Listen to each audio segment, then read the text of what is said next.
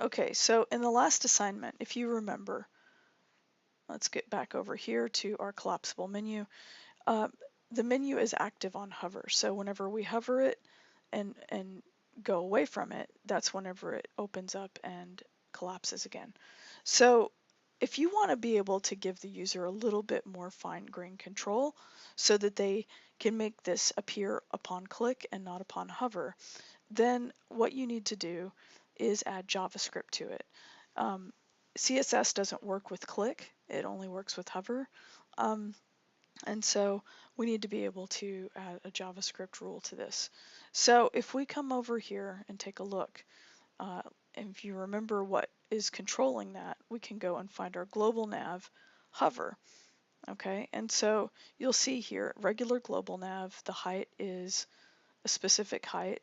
Okay, and then if you look at the global nav hover, it becomes a much greater height.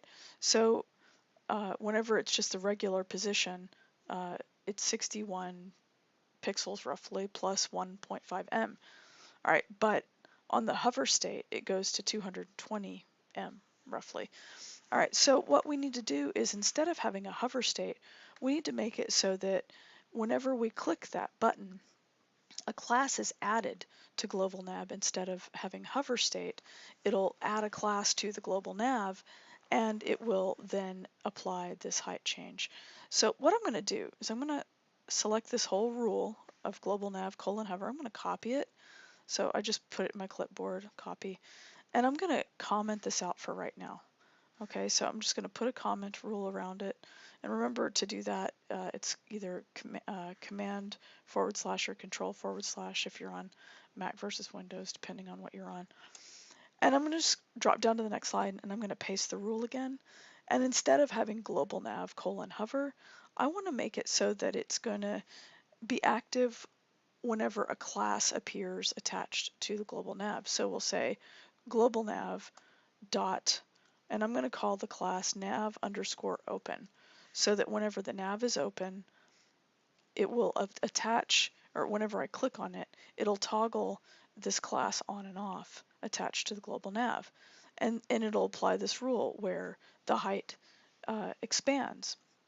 All right, and then whenever you toggle it again and the nav is turned off, then it goes back to its original height, just like with hover, just exactly the way that the hover was working, except the difference now is that I have to look at my HTML structure up here, and I need to say, okay, so here we've got this idea of global nav, and it would be as if I said class equals something like nav _ open, right?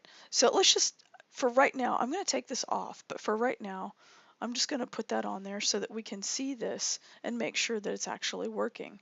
Okay, so I'm going to go up here and I'm going to say File, Save All, and then let's go back over to our HTML and I'm going to hit the refresh button.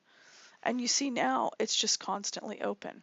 All right, and there's no button that's working right now. I haven't applied anything to the button. I haven't written any JavaScript, but you'll see that at least it's reading that nav open class as a legitimate class whenever it's applied to global nav. All right, so, and if I were to remove that, if I just take this here and I cut it, okay, I just did Command X and I come over here and, well, let's just save it, come over here and I hit refresh, you see that class is now gone. And it no longer works on hover because you remember I commented out the nav global : hover rule. Okay, so far we know that if we apply a nav open class, it's going to expand.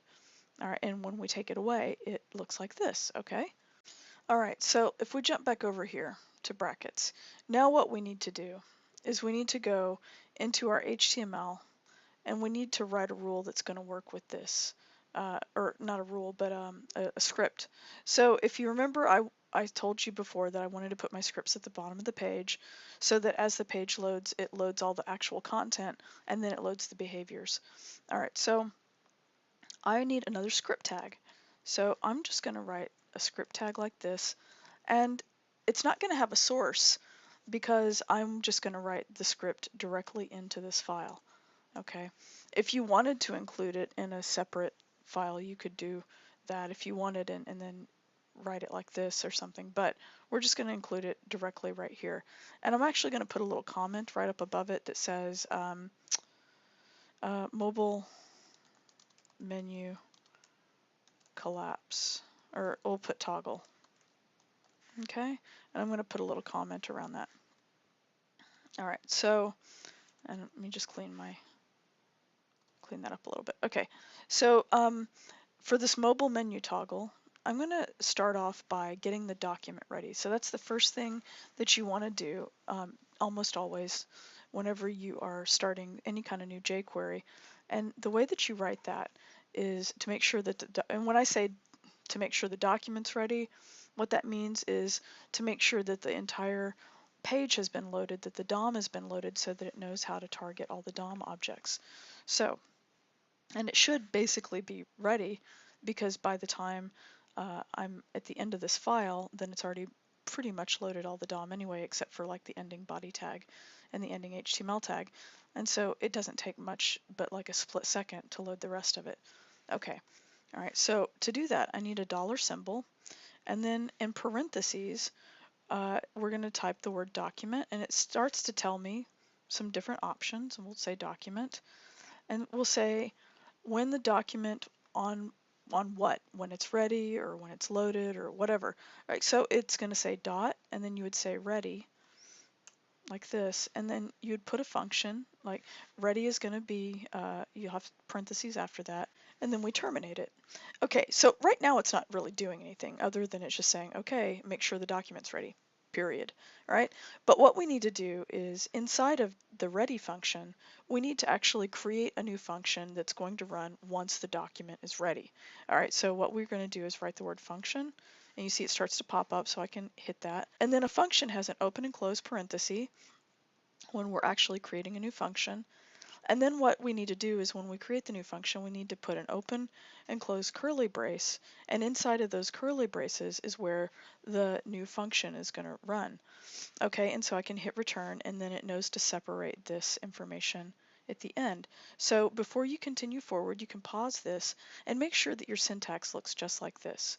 Okay, and so far it's not going to do anything except for when the document's ready, it's going to run an empty function, which is not going to do anything. But the next thing that we're going to do is make it so that whenever you click the menu button, it will add a class of nav open to the global nav ID. So before we write this, I want to just actually, what I want to do really quickly is down here so that we can look at a different part of the index page at the same time. I'm going to click on index so that we've got the index page open in both this top section and the bottom section. But in the top here, what we'll do is I'm going to leave the place where I've got my script. Okay, and then in this bottom area, I'm going to find the area where I've got my navigation, which is right here. Okay, and let's study that for a second. What we want to be able to do is on line 15 of my code, I don't know what line it's on in your code, but I want to be able to make it so that when I click on this little button, this menu white SVG button, which is inside of this anchor tag, I want it to make it so that this entire nav global will expand. All right, and if you remember, that's nav global, or I should say global nav, I'm sorry. I'm saying it backwards. My ID is called global nav, not nav global. If you hear me say nav global, I apologize. Just know that the ID name is global nav that we've given it. So I want to make sure that whenever I click on that menu button, this whole thing will open up in the page. Right now you see that it's not doing anything. If I click it, I click it, I click it. What we want it to look like is we want it to look like that. Okay? All right. So let's go back to the page that we're currently working on. And if you look here, that link has an ID of menu. Okay, so what we need to do over here in our script, on mine it's line 44 of the HTML, I want to come down and I want to write an action that's going to do something when I click on that menu button. And so to do that, we're going to write sort of like a function within a function, and we're going to start that with a dollar symbol and parentheses. And then what I need first is the target. What's the thing that I'm looking for? The thing I'm looking for, and you have to put quotation marks, is we're looking for menu. And we're not just looking for menu, but we're looking for the ID of menu. And so because it's an ID, it has to have that pound symbol there, okay? And you might look at that and go, wait a second, but there's not a pound symbol right here where it says ID equals menu. Well, in JavaScript, whenever it's making a target, it needs that pound symbol so that it knows that it's targeting an ID. Okay, so now that we've written the thing it's going to target, we need to figure out what's going to happen with that. Like, what is the action that's going to target that? So we'd put a dot here, and then we want to make sure that it happens on click. All right, and so click pops up, and click is our handler. All right, and then whenever we have on click, we need to put in parentheses, and then we need to terminate. Okay, sort of like what we did up here whenever we were checking to see that the document was ready. And then the terminator, by the way, I don't know that I actually said this. You can see that it's a semicolon. The terminator here is also a semicolon. It's not a period or a colon. It's just a semicolon. So right now what we're doing is we're saying, okay, when the document is ready, run this function so that when you click the menu, right, something is going to happen. Well, what's going to happen? Again, we need to go inside of this click handler and we need to write a function that's going to run. And then again, we write the word function. Oops, I didn't mean to capitalize that, sorry. Let's try that again, function. And then I'm going to put open and close parentheses like I did before because that's telling me that it's creating a new function. And then I'm going to do open curly brace and then hit return so that it separates it and it says, okay, when I click on the menu button, run the following function, all right? And so the following function is what we're going to tell it to do. And that's where we're going to say, okay, well, we're going to toggle a class on and off of the global nav ID. All right. So similarly to the way that we wrote this up here, we're going to write this. Again, we're going to have parentheses and we're looking for the global, nav. I got to spell this right. It's important that you spell it right. We're going to target the global nav ID and we are going to do something called toggle class right there, toggle class.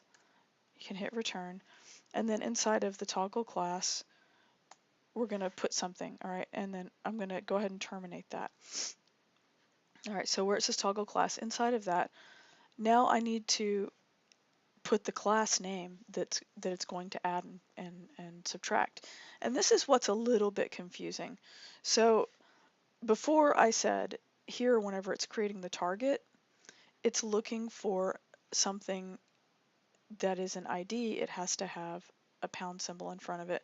If it were a class, it would have to have a dot in front of it. If it were just regular HTML, then it would, like, let's say that we were looking for the body. It would look like that, for instance. It wouldn't have anything in front of it. But because up here in the targets we're looking for an ID, it has to have that pound symbol in front of it. Now, we're toggling a class, and you might think, oh, well, then it would be .navopen underscore open or something like that, right? No, you don't need the dot here. And the reason is it is going to just add the words. Whenever it says toggle class, what toggle class does as a function is it adds the actual attribute of class equals, and then it puts these words there inside of the HTML. And because that's what's actually going to be placed right here, right, it would be basically what would happen is toggle class happens, and so toggle class says, oh, okay, on this nav global ID, we're going to add the attribute class equals, and then inside of the parentheses, it's saying just add this text. All right, it's saying nav open. All right, so that's what it's ultimately going to do right there, is it's going to toggle that class. Okay, I don't want to actually type that. I just wanted to show you that for illustration. Okay, so this is our function. Let's save this, and let's go back over here and let's do a test. I'm going to hit refresh. Oh, and by the way, this is really, really important. With brackets, the live preview, this little live preview button up here, it does not do live preview updates with JavaScript. So you must save anything that's got JavaScript in it, and you must hit the refresh button. That is the only way that this will work. And the reason is because brackets itself, the browser, is built on JavaScript. And so it's using JavaScript, and therefore it can't do live JavaScript updates unless you actually save the original JavaScript or any kind of file that is running the JavaScript, okay? So you have to save your HTML file before this will actually work, and then you have to refresh it. So now you should see that it opens and closes, which is great, okay? And that's what we need to have happen, all right? So now you've got this button that's working, and essentially all it did was it took your hover state, which would open this, and we commented that out, and then we added some scripting to this button using jQuery script and made it so that on click, this menu button would open the global nav so that it expands all the way in height. Okay? Now, there's one other thing that I want to show you. If I open this up, and then let's say that I scroll, or not scroll, but I widen my browser on a desktop view. Well, this is a problem. Oh, and look, my hover, it's still doing something weird on the desktop view, right? So here, if I didn't close this, right, if I keep that open and then I open this up, it's doing some strange things, like it's not collapsing and I've still got this weird hover thing happening. All right, well, that means that we still need to correct a couple of things that are in a media query. So let's take a look real quick. The first thing that I need to do, first let's get rid of this index page at the bottom, and let's click on styles so that we open our style sheet back up again. I'm going to go down to my media query, all right, and let's find where we have another something or other dealing with a hover. So if we've got, see right here it says nav global, or excuse me, global nav, and then it's got global nav hover grouped, where it's saying that it wants to collapse the height. Well, the thing is that we need to change where it says global nav hover, we need to change this rule also so that it is instead here. In fact, let's just copy this whole thing. I'm going to comment this out so I don't destroy the original rule, and I'm going to paste it. And here in this new rule where it says global nav hover, I'm going to change the colon hover to dot nav underscore open like we had up above. Let's save that.